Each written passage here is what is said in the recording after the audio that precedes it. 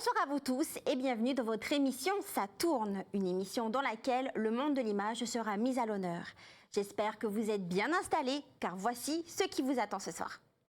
Au box-office cette semaine, dans vos salles de cinéma habituelles, 10 jours encore sans maman, une comédie hilarante dans laquelle vous retrouverez Antoine, interprété par Franck Dubosc, un père au foyer depuis 2 ans qui a hâte de partir en vacances en famille. Mais tout ne se passera pas comme prévu. Yoann Lecourrieux, membre du gouvernement en charge du secteur de l'audiovisuel en Nouvelle-Calédonie, est notre invité ce soir. Avec lui, nous prendrons le pouls de la filière locale. La nature est une source inépuisable de savoir, elle regorge de pouvoirs invisibles qui lui permettent de se protéger. C'est ce que l'on va découvrir avec Mathieu. Enfin, Quintaz nous emmène en plein cœur de la franchise Pirates des Caraïbes. À la mode bien de chez nous, il nous révélera les secrets du tournage de cette mythique saga dont le premier volet est sorti il y a 20 ans. Deux belles choses à découvrir ce soir dans votre émission. Alors comme à l'accoutumée, je vous ai préparé une sélection de films sympas à aller voir au cinéma. Je vous propose qu'on la découvre tout de suite dans votre chronique à l'affiche.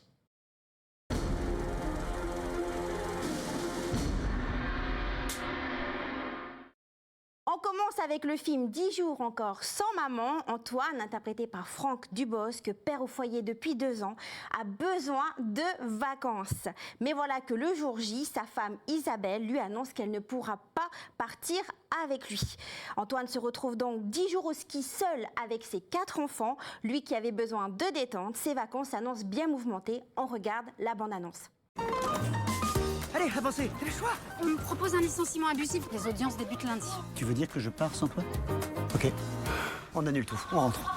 On peut pas priver les enfants de leurs vacances. T'es nul. Maxime, arrête et Ah, ça a pas commencé, hein. Maxime, et toi, arrête de crier. Stop.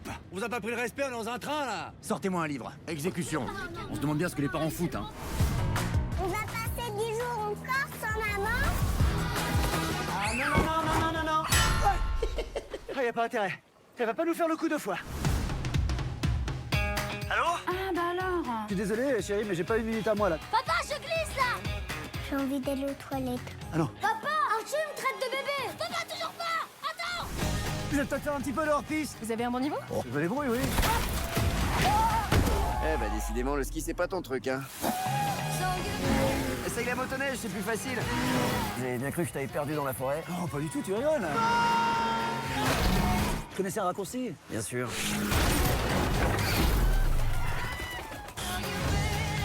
Arrête,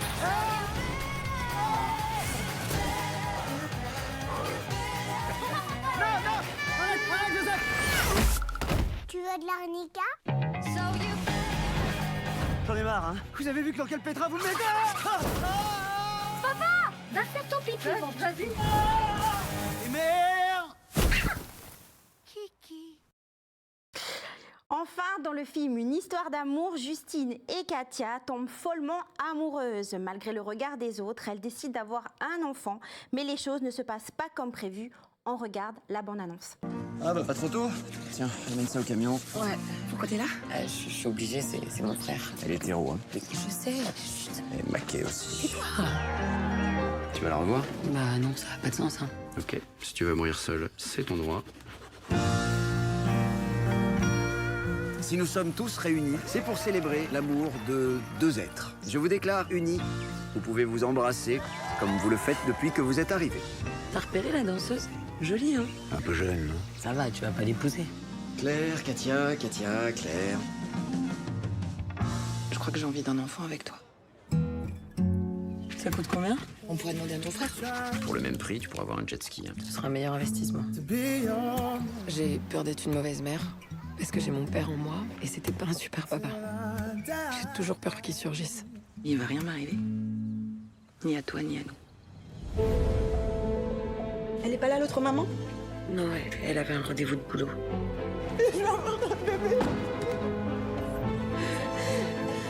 Maman, tu me fais un peu mal. Je suis tellement fière de toi. Votre cancer est revenu. William, j'ai besoin que tu t'occupes de Jeanne. Tu m'as bien regardé, je suis incapable de me faire une omelette. Tu sais, c'est compliqué l'amour. Pourquoi? Bah parce que tu lis des livres, non? C'est un peu le sujet principal de la littérature. Tu crois qu'on est maudits? Toi, moi, papa, maman. Tu crois crois qu'on est incapable d'avoir une histoire d'amour qui dure, je veux dire. Des films à retrouver dans vos salles de cinéma habituelles. Alors en Nouvelle-Calédonie, la filière audiovisuelle et cinématographique s'est structurée au cours des 20 dernières années. Alors comment se porte-t-elle? On en parle tout de suite dans votre chronique Gros Plan.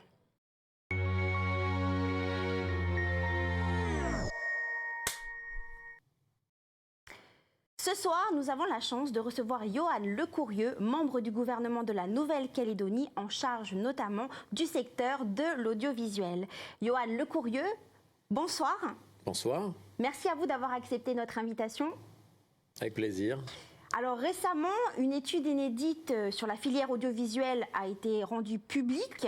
Elle a été réalisée par la Fédération indépendante des producteurs audiovisuels de Nouvelle-Calédonie à la demande de la province Sud et en lien avec l'Association calédonienne des producteurs de fiction. Quels sont, selon vous, les enseignements majeurs que l'on peut tirer de cette étude ? Tout d'abord, il est déjà nécessaire de saluer l'effort fait par la province Sud ainsi que les deux associations de producteurs d'avoir lancé cette étude, car nous donne des enseignements majeurs et surtout nous fait voir les points de fragilité, mais aussi les points de force de la production audiovisuelle en Nouvelle-Calédonie. La production, les points de force, c'est que nous avons des personnes compétentes qui ont vraiment cette volonté de vouloir développer la production audiovisuelle en Nouvelle-Calédonie. Nous avons aussi cette volonté de montrer la Nouvelle-Calédonie, mais aussi nous avons des points de faiblesse. Les points de faiblesse sont bien sûr la pérennité des financements, l'éloignement des financements nationaux. Toujours très difficile pour des sociétés de production locales d'aller chercher les financements nationaux. Et puis aussi peut-être un petit manque de structure au niveau des studios, au niveau des moyens de production.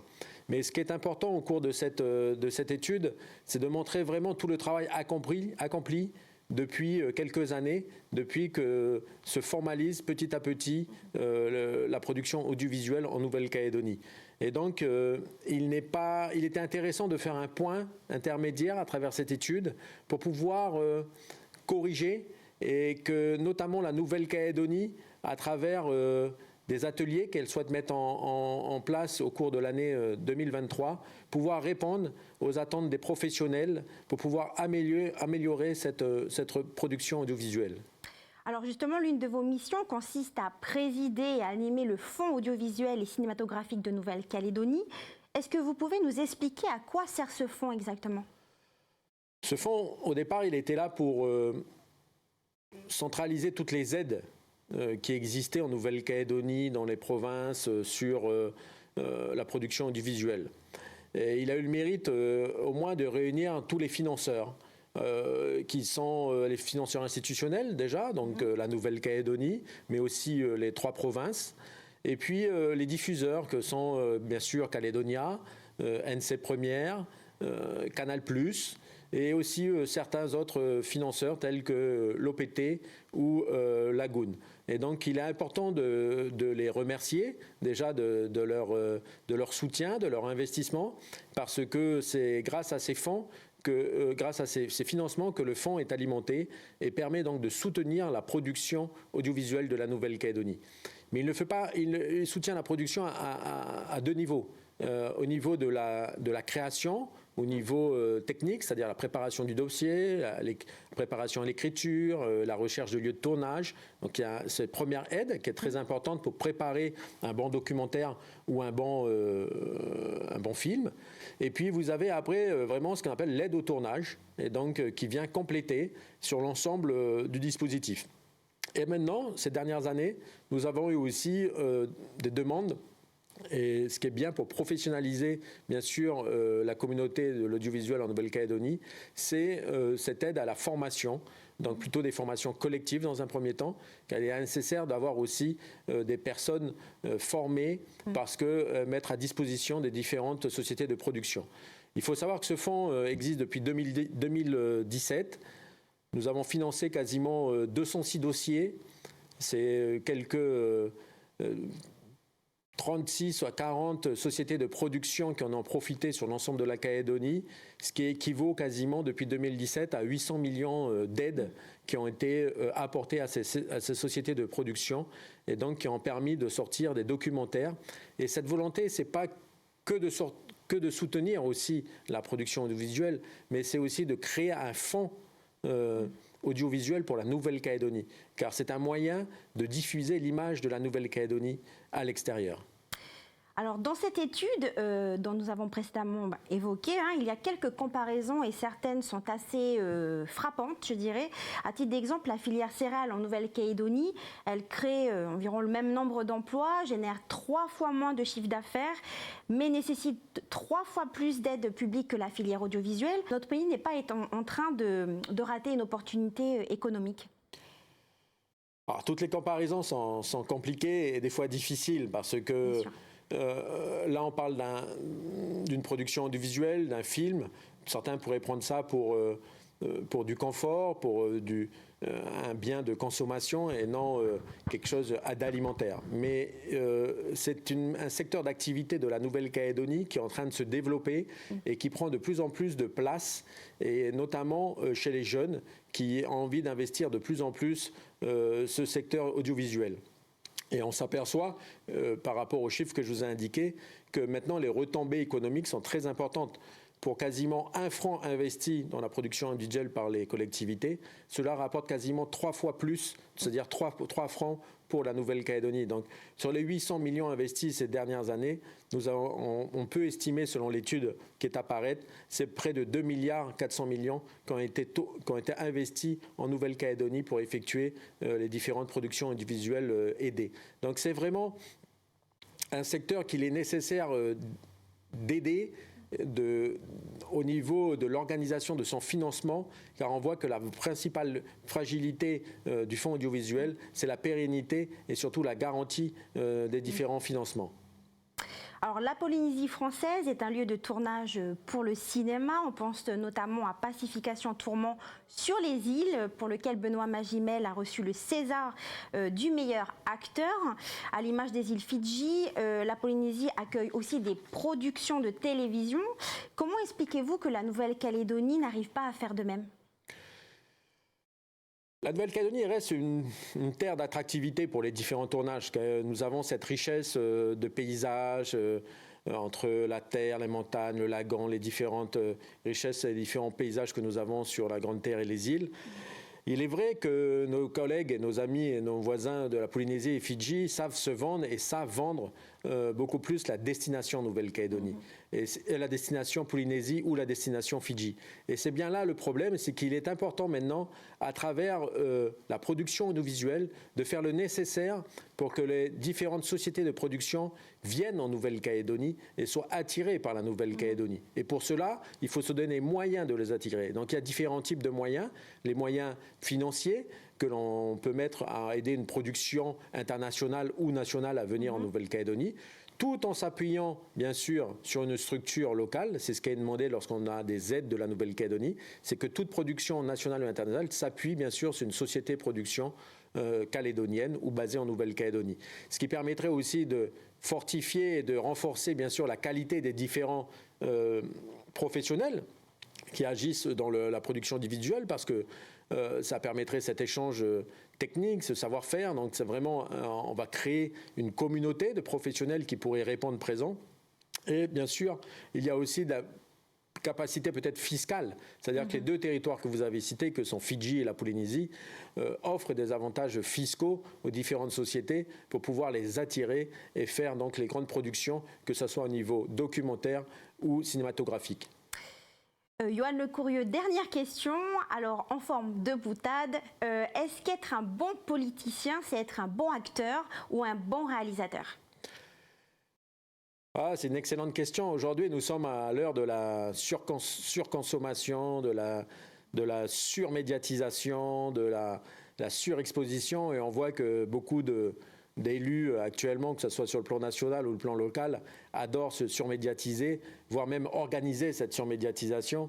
Et à force, peut-être, cette volonté de paraître ou d'être trop médiatisé, ça permet de ça peut perdre les fondamentaux et les vraies valeurs qu'on doit mettre en politique. Et franchement, le politique à l'heure actuelle n'a pas besoin de surjouer et d'être un acteur, mais simplement de dire la vérité et d'être vrai envers la population et envers les personnes qui attendent de nous ce message de vérité sur la situation, sur l'évolution de la Nouvelle-Calédonie et bien sûr de ne pas être mis en scène, je dirais, et de surjouer et de surcommuniquer en permanence comme on peut le voir actuellement. Yoann Le Courrieux, merci d'avoir accepté notre invitation. Avec plaisir, bonne soirée. Une filière porteuse et qui a un bel avenir devant elle. L'évasion, le rêve sont des sensations qu'apporte le cinéma. On les retrouve également dans les films documentaires avec qui on est souvent poussé dans nos retranchements. On en parle ce soir avec Mathieu dans votre rubrique L'Infodoc.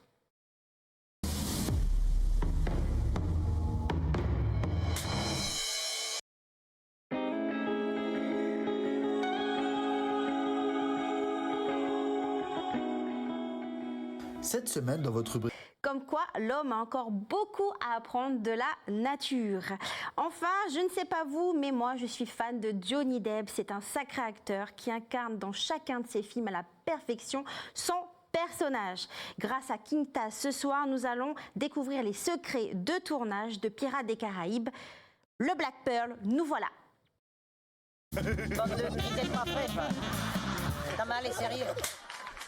Bonjour à tous. Aujourd'hui, dans l'envers du décor, nous allons parler bateau. Et encore Titanic ? Pirates. Ah oui, là, c'est Pirates des Caraïbes qu'on va faire aujourd'hui. Et ben voilà, tu vois quand tu veux. Pirates des Caraïbes est produit par Disney et sortait en 2003 pour le premier opus. À l'origine, le film est inspiré de l'attraction déjà présente dans le parc Disneyland en Californie. Hein ? Mais c'est pas l'inverse normalement ? Si, et ils n'ont pas fait que s'inspirer du thème et du nom de l'attraction. Ils ont carrément repris certaines scènes comme celle avec le chien. Ah oui, mais moi j'adore Johnny Depp dans le rôle de Jack Sparrow là. En parlant de lui, est-ce que tu savais qu'il s'est inspiré de Keith Richards des Rolling Stones pour son jeu d'acteur ? Le membre des Rolling Stones était tellement flatté qu'il a demandé à avoir un rôle dans les prochains opus. Ah ouais ! Il est parti sur la Highway to Caraïbes.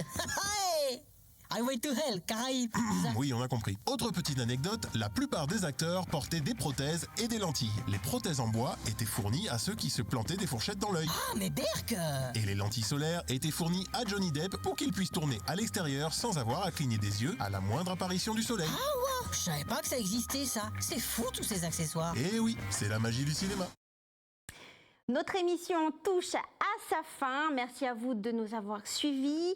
Vous pouvez la retrouver sur notre site internet caledonia.nc. Quant à moi, je vous dis à la semaine prochaine pour de nouvelles aventures.